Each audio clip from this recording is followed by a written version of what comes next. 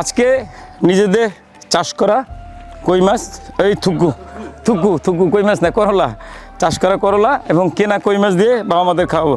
আসেন, কত বড় কই মাছটা দেখছেন, দেখেই শান্তি, দেখেই শান্তি। এক পিস মাছ, তরকারিটা তিতা, গরমের জন্য আমার বাপ মার জন্য খুব ভালো হয়েছে দাদা। এই ঈদের পরে আপনারা কিন্তু আমাদের পুরো ভুলেই গেছেন। দেশের পরিস্থিতি, রাষ্ট্রীয় পরিস্থিতি বা দ্রব্যমূল্যের ঊর্ধ্বগতি, তেলের দাম বেশি, সবই বুঝতেছি, কিন্তু সব বুঝাও আমাদের কিছু করার নাই। আমাদের তো পেট চালাইতে হবে বা আমাদের আশ্রয় দিতে হবে, তাদের খাবারের ব্যবস্থা করতে হবে।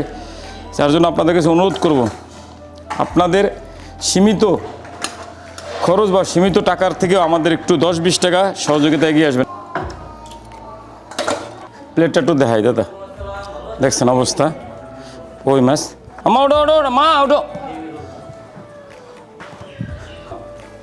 কই মাছ, করলা তরকারি। আমরা এই ভিডিওগুলো বানাচ্ছিলাম, আমার সত্যিকার অর্থে বাবা মারা কতজন আছে, তারা কি খাচ্ছে, তাদের বর্তমান পরিস্থিতি সব কিছু। একই সাথে আপনারা যে দান সহযোগিতা পাঠান, সেই দান সহযোগিতার যে সঠিকভাবে ব্যবহার হয় সেইটা দেখানো। মা মুখে দাও, মুখে দাও, সেটা দেখানোর জন্যই মূলত রান্নার ভিডিওগুলো নিয়ে আসছিলাম।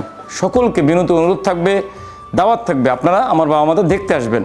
আপনারা আসলেই যে আমাদের কিছু দিতে হবে তেমন না, চোখের দেখা দেখে যাবেন, আসবেন, বাবা মাদের সাথে কথা বলে যাবেন, তাদের সাথে সময় কাটাতে আসবেন। করলা আমার পছন্দ, যা বাবা করলা ভাজি দিয়েছে, খুব মজা হয়েছে, স্বাদ হয়েছে, খুব ভালো হয়েছে। আলহামদুলিল্লাহ, স্বাদ হয়েছে।